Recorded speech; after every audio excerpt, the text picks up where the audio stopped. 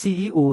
ဟာသူ့ရဲ့စစ်ဆက်ထားသူဟာသူ့ကိုဘယ်တော့မှပြစ်မသွားဘူးဆိုတာကိုရာနှုန်းပြည့်ယုံကြည်နေခဲ့တာပါဒါကြောင့်မို့လို့သူတို့ရဲ့စစ်ဆက်ပွဲအခမ်းအနားကြီးထဲမှာတင်လူအများကြီးရဲ့ရှေ့မှောက်မှာသူ့ရဲ့အသေးဆွဲချစ်သူဟောင်းဝတ်မူမိုက်ကိုပွေ့ချီပြီးစစ်ဆက်ထားသူရဲ့ခံစားချက်ကိုဂရုမစိုက်ပဲပွဲထဲကနေထွက်သွားခဲ့ပါတယ်နောက်ဆုံးမှာတော့ဒီမြင်ကွင်းတစ်ခုလုံးကိုကြည့်ပြီးဇနီးလောင်းလေးဟာလည်းလက်လျှော့အရှုံးပေးလိုက်ပါတော့တယ်သူမဟာသူတို့ရဲ့အချစ်တင်ကေတာဖြစ်တဲ့စစ်ဆက်လက်စွပ်ကိုဖြည်းဖြည်းချင်းချွတ်လိုက်ပြီးဧည့်သည်အားလုံးရဲ့ရှေ့မှာတည်ငြိမ်စွာပဲအခုလိုကြေညာလိုက်ပါတယ်ဒီနေ့ကစပြီးကျမနဲ့ဒီလိုတန်ဖိုးမရှိတဲ့ယောက်ျားနဲ့ဘာပတ်သက်မှုမှမရှိတော့ဘူးဒီလိုပြောပြီးတာနဲ့သူမဟာလက်စွပ်ကိုကျမ်းပြင်ပေါ်လွှတ်ပစ်လိုက်ပြီးစစ်ဆက်ပွဲကိုဖျက်သိမ်းလိုက်ပါတော့တယ်ပြီးတာနဲ့အိမ်ကိုအမြန်ပြန်သူမရဲ့ပစ္စည်းတွေနဲ့အမတ်တရတွေပြည့်နေနေတဲ့ဓာတ်ပုံဟောင်းတွေအားလုံးကိုအမိုက်ပုံးနဲ့အကုန်လွှင့်ပစ်ကအဲ့ဒီအိမ်နဲ့ CEO ရဲ့ဘဝထဲကနေလှည့်တောင်မကြည့်ပဲထာဝရထွက်ခွာသွားခဲ့ပါတော့တယ်ဒါပေမဲ့ CEO ကတော့ဒါကိုကြားတဲ့အခါဘာမှဂရုမစိုက်ခဲ့ပါဘူးအဲ့ဒီမိန်းကလေးဟာဟန်ဆောင်ရိုးတိုးပြနေတာဖြစ်ပြီးရက်ပိုင်းလောက်ကြာရင်သူ့အလိုလိုပြန်လာလိမ့်မယ်လို့ပဲထင်နေခဲ့တာပါဒါပေမဲ့ဒီတစ်ခါတော့အဲ့ဒီမိန်းကလေးကနောက်ဆုံးမဲ့ပုံမရှိပါဘူးအိမ်ယာဝန်းတကားဝအထွက်မှာသူမဟာမတော်တဆ CEO ရဲ့တငယ်ချင်းနဲ့တွားတိုးမိပါတယ်သူတို့နှစ်ယောက်အကြည့်ချင်းဆုံမိတဲ့အခိုက်အတန့်မှာ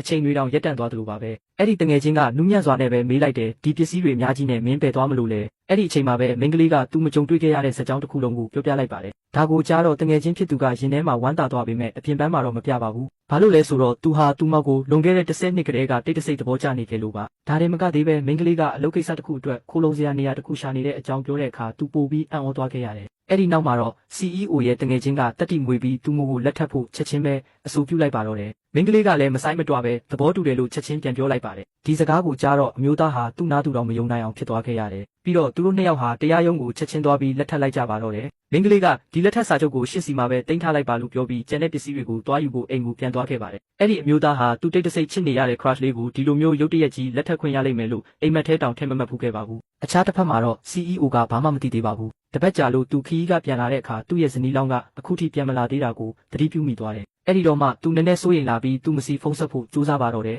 ဒါပေမဲ့အဲ့ဒီအခိုက်အတန့်မှာပဲသူမစီကနေလမ်းခွဲခြားဆိုတဲ့ message ဝင်လာပြီးသူမကသူ့ကို block လုပ်လိုက်ပါတော့တယ်ဒေါသထွက်သွားတဲ့ CEO ဟာသူမရဲ့အိမ်လိပ်စာကိုစုံစမ်းပြီးချက်ချင်းပဲလိုက်သွားခဲ့တယ်ပြီးတော့အိမ်ပြန်လာဖို့အတင်းအကျပ်ဖိအားပေးပါတော့တယ်ဒါပေမဲ့မိန်းကလေးကတည်ငြိမ်စွာနဲ့ပဲရှင်ဟိုမိန်းမကိုရွေးချယ်ခဲ့တဲ့နေ့ကတည်းကတိုးနှစ်ယောက်ရဲ့ဆက်ဆံရေးကပြီးဆုံးသွားခဲ့ပြီလို့ပြောလိုက်ပါတယ်ဒါကိုကြားတော့ CEO ကဟိုမိန်းမနေမကောင်းလို့ဆေးရုံလိုက်ပို့ပေးရုံတင်ပါဆိုပြီးစင်ကြေပေးဖို့ကြိုးစားပါတယ်ဒါပေမဲ့မိန်းကလေးကတော့လုံးဝသဘောမတူပါဘူးအဲ့ဒီတော့ CEO ကတနာစရာကောင်းအောင်နေမကောင်းချင်အောင်ဆောင်ပြီးလှည့်ကွက်သုံးပြန်ပါတယ်ဒါကိုမြင်တော့မိန်းကလေးကပြုံးပြီးရှင်ဆေးရုံသွားမလို့မလားအဲ့ဒါဆိုရင်ဒီညထွက်တဲ့အမိုက်ထုတ်ကိုပါတခါတည်းယူသွားပေးပါဦးလို့ခနဲ့လိုက်ပါတော့တယ်ဒါကိုကြားရတဲ့ CEO ဟာဒေါသအလွန်မင်းထွက်သွားပြီးရှက်ရှက်နဲ့ပဲဆေးရုံမှာတကယ်သွားတက်နေလိုက်ပါတော့တယ်ဒါပေမဲ့လည်းမိန်းကလေးကတော့သူ့စီလာမတွေ့တဲ့အပြင် CEO ရဲ့တငယ်ချင်းနဲ့မင်္ဂလာဆောင်ဖို့အတွက်အလုပ်ရှုပ်နေခဲ့ပြီး CEO မနာလိုဖြစ်သွားစေဖို့မင်္ဂလာဆောင်ဖိတ်စာကိုပါပို့ဖို့ပြင်ဆင်နေပါတော့တယ်ကဲဒီတော့ CEO တယောက်သူတို့နှစ်ယောက်ရဲ့မင်္ဂလာဆောင်အကြောင်းကိုသိသွားတဲ့အခါဘာတွေဆက်ဖြစ်လာမလဲသူ့ရဲ့တငယ်ချင်းအရင်ကသူ့ဇနီးလောင်းကိုယူလိုက်ပြီဆိုတာသိရင်ဘယ်လောက်ထိတွေးယူတွေးတန်းဖြစ်သွားမလဲဆိုတာကို